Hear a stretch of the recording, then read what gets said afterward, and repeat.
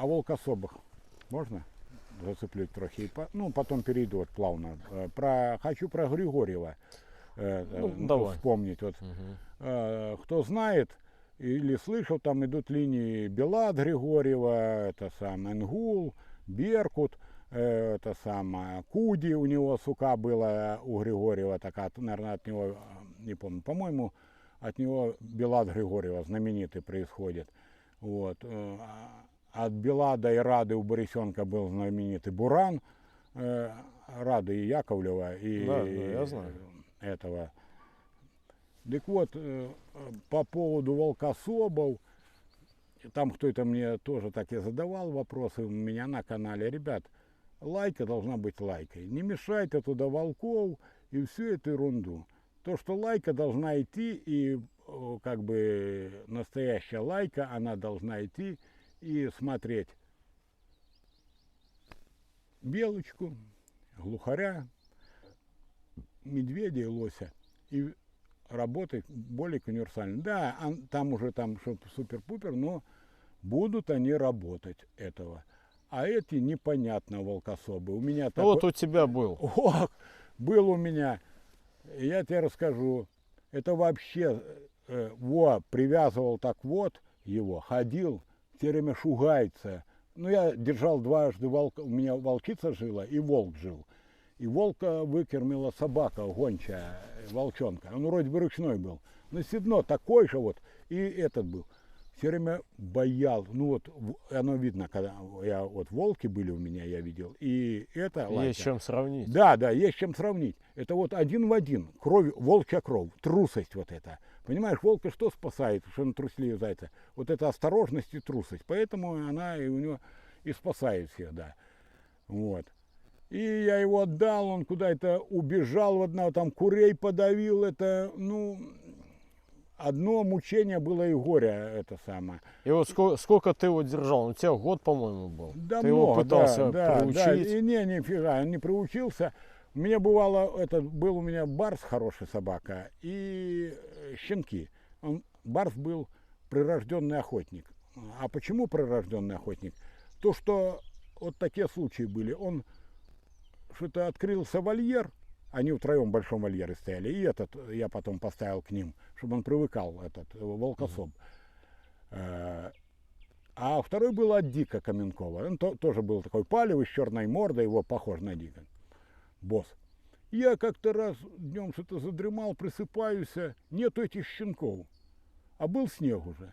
И они по снегу тут убежали у лес за километр, потом дорогу перешли через поле. Я по следу не понимаю, это собаки пошли, им было, наверное, месяцев по 5 такие, малые. И я такой на поле выбежал, лежу, фига знает откуда, я уже хер знает куда зашел по следу, бля, не пойму, идут куда это, черт его знает, эти собаки. И лежу, бегит этот барс первый, и эти все за ним чешут, он как основной у них, заводатор. Волкособ этот, от Дика. А? Волкособ этот, от Дика. От Дика и барс этот, от Кана он был, этот самый. От Кана, сука, я не помню. Вот, а помню, что от Кана был. Такой он серый был, ну такой хороший кобель был. Он погиб, свинья его убила у Чаротин. Вот. Ну и вот бегут. Я подозвал, погладил это барана, опять круть, у меня соседнее болото там на поле. Раз он у болота. Вот понимаешь, у собак есть врожденно. И эти все, он как ведущий, эти все за ним. А этот все время волкособ. Во, как волчара стороной, хотя я его кормлю, к рукам, вот сколько кормил, не шел. Потом я его отдал, я это с тюков там веревку отвязал, поймал этого барса на поводок, и эти все следом. Этот сзади идет, волчара, этот, ну, босс нормальный был от Дика. И вот я никак не мог его проучить, я так и отдал его. И он там убежал от парня, и курей там подавил, шкоды наделал. Ну, это непригодные для охоты собаки. Собаки должны быть уравновешенные, послушные, ну, социальные. Это потрачено в пустое время. Кто бы там ни говорил, 5-я регенерация, фига, это волкособы, там клыки, фиги. Это уже все пройдено, да. В питомнике в НИОС. Да. Там такие эксперименты, такие кинологи работали. Да, это, по 50 стояло собак, в которых была прилита волчья кровь. Все эксперименты свернуты. Когда вы в тайге живете, и там этот волкособ один ходит по этому лесу, ему как бы деваться некуда. Ну, у Петровича что-то тоже вот на канале, я глядел, у него типа есть волкособ, но что-то он ничего не показывал, я не знаю. Это барыги хотят вам утюхать разную фигню, понимаете? Ищите лаек, которые должны быть близко к универсальным, чтобы она и рябчика вам облаивала, и глухаря, и нашла куницу, и смелая была кабана работала, и лося. Вот это это лайка. А это все мусор. Мусор. И большинство не могут, как Григорьев там правильно говорит, у вольеры найти этого. Ни чутья, ничего. А когда он, говорит, идет, и куди его там за 100 с лишним метров пошла, унюхала и облаяла белку. Верхнее чутье, вот это чутье у собак. И от этой куди были потомки, такие как Белат Григорьева, который был полевым чемпионом, и по медведю работали эти собаки. И там, ну, почитайте, короче. Да, и волков с ними добывали. Они погибали, работали тигра. Участвовали на съемках фильмов, залетали прямо в берлогу. Ну, серьезные собаки. И на утку охотились, на куницу охотились, на соболя охотились. Собаки были универсальные, охотники с большим поиском, с высокой вязкостью. Как-то один там с Дальнего Востока, да, говорит, что там верхнего чутья там не хватает у собаки. Вот тигра, они начали работать, и тигр их половил. Ребят, струя воздуха. Кабаны выходят, сижу вот так вот все время, в засидках тогда, когда стреляли. Приду, ну, рубль с килограмма платили. Курил. Дураком был, не курите, ребята. Был дураком, каюсь. Не курите, это хуже нет в жизни. Это сигарета, это вообще трава. Сижу, курю, вот такая тихая погода, да? Дымок вот тянет. Слышишь? Тянет. Кабаны выходят. Главное, что от них ветер. Так же и тигр. Лег, собаки в струю воздуха не попали, или легавая моя. Гусь лежит. По следу пошли. Да, по следу пойдут. Ну, тигр-то, чтобы поймать зверя, он же учитывает и ветер, бляха, чтобы собаку эту поймать. Или человека. Он же ветер учитывает тоже. Подкрадаясь, вы же поглядите, к этим коленям или к чему там он подкрадывается. С-под ветра все время подходит, тихонечко, чтобы... Также и он услышал собак, хоп, хоп, зашел с-под ветра направление, и все, и половил собак. А как собака учует, она полз него пройдет и не учует, он лежит, вот. А ветер от собак на зверя. Это сколько с легавой охотишься. Во, будет, конечно, гусь, собака будет тут идти, а гусь вон там будет лежать. Как она учует его? Не учует никогда, пока круг не сделает и не упадет в струю воздуха. А все думают, чутья нету, того нету. Да. Или вот дальше он там рассказывает, что собаки блудливые уходили, поднимали зверя, и потом там я на одно зимовье приходил, их там 2 дня нету, я ухожу дальше, они на другое зимовье пришли и там сидят. Если бы они были блудливые, он бы их и не нашел. Они по этому лесу шатались, пока бы их там волки не сожрали или, так скажем, погибли бы от того, что нечего есть было. А собаки просто знают, приходили на зимовье, еще не факт, они, может, только перед ним пришли. Потому что григорьевские собаки Миша, были очень вязкие. Миша, ну у меня когда босс был, когда я рассказывал, на Книжной я сидел 3 месяца. Но... Он ходил ко мне туда, придет полететь, но он же ждал, где я его последний раз оставил. Да. Может, он там на том зимовье чаще бывал, поэтому они лучше туда и шли, ну, как бы основной дом. А не то зимовье, где он раз-два с ними переночевал, правильно? Да. Он же об этом не говорит.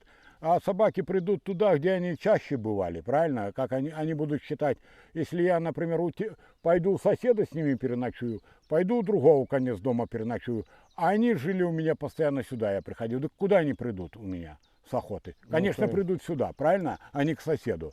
Ну, такие естественно. это. Поэтому вот, видеть мало, нужно еще понимать, что видишь. Да, вот Григорьев там и говорит, что собаки и волка, и медведи, и все, ну, это по куди, по Беладу работали. Вот. Почему нельзя есть вяленое мясо кабана?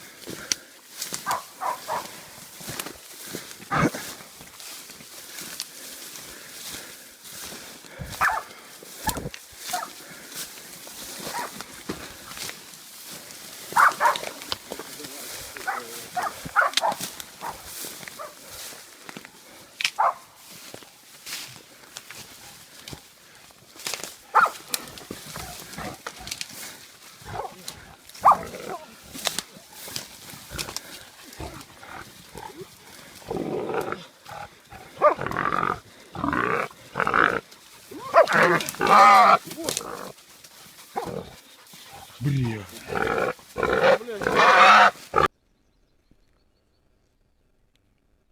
Ну, ребят, с кабаньим мясом всегда надо быть осторожным, потому что кабан, это самое, таким болеет же кабан трихинеллез. Самое... На трихонеллез проверили, Не, понятно. ну, слушай, ну, это вообще. Кабана нужно проверять тщательно. То, что у кабана до 30 видов разных паразитов он может носить в себе. Поэтому кабанье мясо желательно подвергать хорошей термической обработке и хорошо проверять на разных паразитов, если есть эта возможность, конечно. А если ее нету, на трихинеллезы тоже обязательно. Хотя бы вроде бы и таких случаев не бывает, но чем не шутят. То, что барсук, кабан, медведь, да все, и волки, и все хищники, что мышевидных грызунов едят, они могут являться переносчиками такой опасной болезни, как трихинеллез. Ну, про трихонеллез, да, в принципе, все знают. И разных паразитов. Вопрос в том, что И, да, разных паразитов куча. есть такие гельменты, И которые... еще, ребята, я вам расскажу, никому тебе, наверное, тоже не рассказывал. И мне рассказал охотовед с Германии. Он был в Казахстане и это самое. Потом уехал в Германию, закончил университет и сейчас работает в охотничьем хозяйстве. Я с ним постоянно общаюсь. Он там, про культуру охоты немцев мне рассказывает, как мясо у них сколько дней висит в шкуре, выбрасывают кишки и вешают при 7 градусах там плюс, у холодильной такие камеры, и дозревает там оно, сколько олень, сколько кабан, сколько косуля, его сразу не лупят. Мясо должно дозреть, чтобы оно было вкусное и все остальное. И вот, когда мы были с тобой в Брянске, и когда ты пошел с этим Ну, я понял. Лобачевым, там, тогда чекан кабана поднял, вы пошли с собаками, а я остался с Морозом. И мы ходили, Мороз бруснику собирает, так это самое, раз ест, у меня типа, мне брусники, там есть где-то ролик такой, мы с ним ходим, эту бруснику едим. И вот этот парень с Германии, который я с ним общаюсь, посмотрел, он говорит, ребята, ягоды, и вот чернику, что мы в лесу едим, и бруснику нельзя кушать, прежде чем ты не помоешь и не обработаешь. У лисицы, эти псовые, переносят какие-то гельмиты с мочой там и с чем. И если попадает на эти ягоды, и ты съел паразиты, они поражают печень. И вылечить невозможно, разрушается полностью печень и кирдык. Так что имейте в виду, ягоды не ешьте так в лесу, тем более где эти вот лисы есть, всякие переносчики этого паразита. Мойте хорошо, прежде чем употреблять пищу. Вот это я этого не знал. А он мне скинул литературу, я почитал, там, да, серьезное заболевание переносится этим. Лисицы. Лисицы, да. Угу. Это вот на ягодах может это подцепить, и печенка разрушается, там не спасет тебя никто уже. Только печенка, если поменяют. Ну да. Что тоже маловероятно. Это точно. В нынешнее время-то ее и менять некому. Да, так что, ребята, берегите здоровье. Мойте, варите, кипятите, предохраняйтесь.